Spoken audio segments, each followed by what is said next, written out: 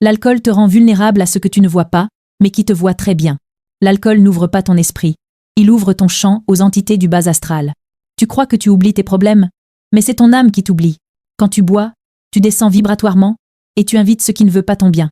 L'alcool n'éteint pas tes émotions. Il coupe la ligne directe avec ton esprit supérieur. Ce que tu appelles fête, eux l'appellent ouverture. Le drame, ce n'est pas l'alcool. Le drame, c'est ceux qui profitent de ton inconscience. L'alcool brouille ton intuition pour que d'autres voix prennent la place. Ton âme te parle, l'alcool lui coupe le micro. Ce que tu perds en buvant, tu ne le récupères pas toujours. L'alcool crée des trous énergétiques où n'importe quoi peut entrer. Ce que tu appelles un moment de détente, eux l'appellent un accès. Chaque verre t'éloigne un peu plus de ton âme, et tu ne t'en rends même pas compte. L'alcool t'apaise, seulement pour mieux t'arracher à toi-même. Quand tu bois, ce n'est pas toi qui prends le contrôle, c'est ce qui t'envahit. Tu crois te détendre, mais c'est ton esprit qui se dissout et se laisse pénétrer. L'ivresse n'est pas une liberté, c'est une porte laissée ouverte aux forces du bas astral. L'alcool ne t'endort pas, il endort ton âme. Chaque gorgée éclaire ton ego et plonge ton âme dans l'ombre. Les pires entités ne cherchent pas à t'attaquer, elles attendent juste que tu sois ivre. Imagine un instant que ton corps n'est pas seulement matière, mais qu'il vibre d'une lumière subtile, une énergie fine qui structure ta vie, tes pensées, tes émotions. Ce corps invisible, appelé corps éthérique par les sages, est la matrice qui maintient l'harmonie entre le monde visible et l'invisible. Il est le fil d'or qui relie ton âme à ton existence physique. Chaque pensée, chaque émotion, chaque mouvement que tu produis traverse ce tissu subtil. Et pourtant, l'homme moderne, dans sa recherche effrénée de détente ou d'oubli, ne voit pas le danger qu'il s'y joue. L'alcool, sous l'apparence d'une libération momentanée, agit comme un dissolvant. Il ne se contente pas d'abrutir tes perceptions. Il attaque ton corps éthérique. Il le fragilise. Il le rend poreux. Comme le dit Rudolf Steiner. L'alcool détache l'esprit du corps si profondément que l'âme perd son ancrage terrestre. Imagine ton corps éthérique comme un bouclier de cristal poli. Chaque gorgée de boisson alcoolisée y creuse une fissure, laissant passer des forces que ton âme n'a jamais invitées. Chaque gorgée n'est pas seulement un plaisir passager, elle est une trahison de ton essence. Tu crois que tu te relaxes, que tu oublies, que tu te défais du poids du monde, mais en vérité, tu t'éloignes de toi-même. Tu ouvres un passage subtil vers les dimensions inférieures de la conscience, où se nourrissent des énergies de confusion et de désorganisation. Comme le dit Hermès Trismégiste, celui qui ne connaît pas la lumière se perd dans les ombres. L'alcool brouille cette lumière. Il coupe le fil d'or qui relie ton esprit à ton centre intérieur. Dans ce vide que tu crées, l'âme se retrouve en exil. Elle n'est plus ancrée dans la matière. Et ton corps devient une barque sans gouvernail, sur un océan d'émotions chaotiques. Le sommeil, la lucidité, la créativité, la force vitale, tout vacille. La vitalité se dissipe. L'alcool, par son action subtile mais puissante, réorganise ton énergie vers le bas, rendant ton esprit plus accessible à la peur, à la confusion et à la manipulation. Si tu observes l'histoire des peuples et des traditions, tu verras ce schéma répété. Les mystiques parlent d'esprit détaché, de corps qui s'éteint sous l'influence de l'oubli volontaire. Dans la Kabbale, le corps éthérique correspond à la nefesh et au ruach, les véhicules de l'âme sur le plan terrestre. Altérer ces niveaux, c'est perturber le flux entre ciel et terre. Dans le Kybalion, on enseigne que tout est vibration. Abaisser sa vibration, c'est se rendre vulnérable aux forces qui prospèrent dans les densités inférieures. Rudolf Steiner insistait sur ce point. L'homme qui s'enivre devient une proie, non pas seulement pour lui-même, mais pour des influences hostiles à son évolution. La pensée s'embrouille, le jugement s'affaiblit, le corps éthérique, ce réseau subtil qui alimente ton énergie physique et ton intuition, se désorganise. Chaque instant d'euphorie artificielle est payé par une perte subtile, un écart dans l'ancrage, une tension qui s'installe, un affaiblissement de la présence à soi. Ton aura est une sphère de lumière qui t'entoure. Chaque gorgée d'alcool crée un trou, comme une fenêtre qui s'ouvre dans ta forteresse énergétique. À travers ce trou, des influences extérieures, invisibles mais réelles, s'infiltrent, se nourrissant de la confusion, de la fatigue et du désordre émotionnel que tu provoques toi-même. Comme le dit Platon dans le Timée, l'âme qui se déconnecte du corps perd sa direction. Elle flotte dans le chaos et devient vulnérable. Mais il ne s'agit pas seulement d'une perte abstraite. La vie quotidienne reflète cette déconnexion. Qui n'a pas ressenti le vide au réveil, cette sensation que la joie artificielle s'est éteinte, que le corps est lourd, que l'esprit est flou? L'alcool ne soulage pas. Il détourne. Il masque les vérités intérieures au lieu de les révéler. Et si tu cherches à t'amuser, à te détendre, à oublier, il te trompe, car il n'y a pas de véritable libération dans l'oubli volontaire. Le paradoxe est cruel. Tu cherches à relâcher la tension, mais chaque goutte que tu verses t'éloigne de la source de ton propre équilibre. Comme le dit Lao Tse, celui qui tente de se saisir perd le chemin, celui qui se libère le trouve. L'alcool, dans ce sens, est la fausse liberté, la fuite déguisée, le masque d'une quiétude qui ne peut exister dans l'éclat de ton âme. L'alcool, en vérité, est la trahison de la présence. Il t'arrache à toi-même, il détourne ton esprit de l'instant, il détourne ton énergie de la clarté. La brutalité de cette constatation est nécessaire. Si tu crois que boire te connecte à la vie, tu te trompes. Chaque verre est une négociation silencieuse avec l'oubli, avec la dispersion, avec la perte de toi-même. Et cette perte n'est pas temporaire. Elle s'inscrit dans les fibres mêmes de ton être subtil, dans les vibrations de ton énergie vitale. C'est pourquoi la première étape de toute reconquête intérieure commence par cette conscience brutale. Observez ce que l'alcool fait à ton corps éthérique, à ton aura, à ton âme. Cessez de prétendre que ce n'est qu'un plaisir. Cessez de croire que l'oubli est un remède. Le corps, la psyché, l'âme, tout est connecté. Et si tu empoisonnes la matrice, tout s'effondre. Lorsque tu portes un verre à tes lèvres, crois-tu vraiment que tu t'offres un simple moment de plaisir? Non. Tu t'ouvres à des forces invisibles qui se nourrissent de tes états désorganisés, de tes émotions non maîtrisées, de tes failles intérieures. L'alcool, loin d'être un simple liquide, agit comme une clé qui entr'ouvre la porte de ta conscience, vers les zones les plus sombres de ton être et de l'univers subtil.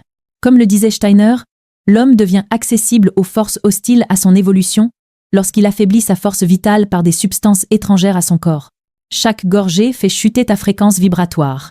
Imagine un instrument musical finement accordé. La vibration la plus subtile donne naissance à une mélodie pure. Dès qu'elle est désaccordée, la musique devient dissonante, chaotique, dérangeante. Ainsi ton corps éthérique, perturbé par l'alcool, vibre plus bas que sa fréquence naturelle, plus lourdement, et devient réceptacle des influences basses. Tu ne ressens peu, être qu'un état d'euphorie passager. Mais derrière cette illusion se cache une chute invisible. La lucidité se dissout, l'intuition s'éteint, l'ancrage se fragmente. Ces influences, que les traditions appellent entités du bas astral ou égrégores de confusion, ne sont pas des mythes. Elles représentent des concentrations d'énergie négative, de pensées collectives désordonnées, d'émotions perturbées, qui se nourrissent de la souffrance et de la distraction. Comme le dit Hermès Trismégiste, celui qui ouvre sa porte à l'ombre invite ses ennemis à résider en lui. Chaque verre crée un passage, et chaque passage renforce le cycle. Tu es alors plus sensible à la peur, à la confusion, à la colère. Les problèmes de la vie, auparavant supportables, deviennent des murs infranchissables. L'alcool ne fait pas disparaître tes difficultés. Il les rend invisibles, mais non moins présents. Ton esprit flotte dans une brume artificielle, et ton champ énergétique, troué, devient un buffet pour ces parasites subtils qui prospèrent sur ta détresse. Ils se nourrissent de ta dépression, de ta colère, de tes doutes. L'oubli artificiel que tu cherches n'est pas un refuge, c'est un piège. Observe autour de toi. La société banalise cette pratique. L'alcool est accepté, encouragé même, comme une béquille collective pour masquer le vide intérieur. Mais il ne s'agit pas d'un hasard. C'est un outil vibratoire puissant, un produit de manipulation sociale qui ralentit la conscience, éteint les résistances morales et détourne l'homme de sa quête d'évolution. Comme l'explique le Kybalion, la vibration la plus basse attire les vibrations similaires. Baisse ta vibration, et tu te retrouves au milieu d'un réseau de confusion, d'énergie perturbée et de pensées erratiques. Et ce n'est pas seulement la boisson qui est toxique. Ton besoin même de boire est une déclaration de non-confiance. Tant que tu as besoin de l'alcool pour te détendre, pour oublier, pour relâcher, tu affirmes que tu ne te fais pas confiance, que tu ne crois pas en toi. Comme le disait Ramana Maharshi, celui qui ne peut rester seul avec soi-même est esclave de ses illusions. Chaque fuite, chaque verre, chaque moment d'oubli volontaire est un abandon de la souveraineté intérieure. L'alcool crée un cercle vicieux. Il affaiblit le corps subtil, abaisse la vibration, ouvre la conscience à des forces perturbatrices et nourrit la confusion. Puis la confusion appelle de nouveau le besoin d'oubli, et le cycle recommence. L'homme croit qu'il contrôle la situation, mais il est emporté dans un tourbillon invisible. Comme le dit Platon, l'âme qui se laisse distraire de sa propre lumière est esclave de l'ombre. Pour illustrer cela, imagine une soirée classique. La musique résonne, les lumières scintillent, et tu bois pour te détendre. Le lendemain, tu te réveilles vidé, la tête lourde, les émotions confuses, incapable de te concentrer ou de te relier à ta propre clarté intérieure. Ce n'est pas seulement un corps fatigué, c'est un champ énergétique troué, une lucidité volée, une âme temporairement exilée de son propre corps. Mais la leçon n'est pas uniquement sombre. Comprendre ce mécanisme est le premier pas vers la liberté. Observer ces influences invisibles, réaliser comment ta vibration s'abaisse, comment ton corps subtil se fragilise. C'est retrouver la possibilité de briser le cycle. Comme le disait Bouddha, celui qui connaît la nature de ses chaînes commence à se libérer. L'alcool, dans cette lumière, n'est plus une distraction anodine. Il devient le miroir de tes propres failles, de tes besoins non résolus, de ton refus de regarder en toi. Il révèle les zones de ton être où tu as peur de la confrontation, où tu fuis le silence, où tu refuses la solitude et la responsabilité. Et pourtant, derrière cette brutalité, il y a un appel. L'alcool n'est pas seulement une trahison, il est un signal, une alerte. Chaque état de confusion que tu crées est une chance d'observer ce qui est brisé, de comprendre ce qui cherche à être réparé, de retrouver l'ancrage perdu. Ce n'est pas un jugement, c'est un miroir. Comme le disait Gurdjieff, l'homme qui se regarde sans complaisance commence à se transformer. Après avoir exploré les fissures, les égrégores et la confusion induite par l'alcool, il est temps de parler de récupération, de souveraineté et de lumière intérieure. Car chaque être humain possède une capacité innée à se reconnecter à son essence, à retrouver la clarté perdue, à rétablir la vibration originelle de son corps et de son âme. Mais cette reconquête exige courage et vérité. Elle commence par un constat brutal. Tout ce qui t'empêche de te voir tel que tu es te maintient en esclavage. L'alcool en fait partie. Accepter de se tenir seul, dans le silence, face à ses propres pensées, à ses peurs, à ses blessures, est le premier acte de lucidité. Comme le disait Ramana Maharshi, celui qui se tient en silence avec lui-même connaît la libération. L'alcool, qui autrefois te servait de béquille, devient un révélateur. Chaque envie de boire est un miroir de tes résistances, de tes fuites, de tes refus d'affronter l'inconfort. La vérité est implacable. Tant que tu fuis, tu perds la bataille la plus importante, celle contre toi-même. Reprendre le contrôle de son énergie, de sa vibration, c'est renouer avec le corps éthérique, cette matrice subtile qui alimente la vitalité et la clarté. Dans la Kabbale, c'est restaurer le flux entre Nefesh, Ruach et Neshama. Dans le Kybalion, c'est élever ta vibration pour ne plus attirer les densités basses. Le corps et l'âme deviennent alors une forteresse lumineuse, inviolable par les égrégores et les influences extérieures, solide face à la confusion et aux illusions du monde. L'alcool ne disparaît pas simplement de cette équation. Tu l'abandonnes en conscience. Ce n'est pas un sacrifice, c'est un acte de liberté. Tu choisis la lucidité plutôt que l'oubli, la présence plutôt que la fuite, la clarté plutôt que la confusion. Comme le dit Platon, l'âme qui se gouverne elle-même s'élève au-dessus de la mer agitée des passions. Chaque moment de refus conscient de boire est un pas vers l'ancrage, vers la lumière, vers la souveraineté intérieure. Imagine la scène. Tu es seul, assis dans le calme. Tes pensées se calment peu à peu. Ton corps respire.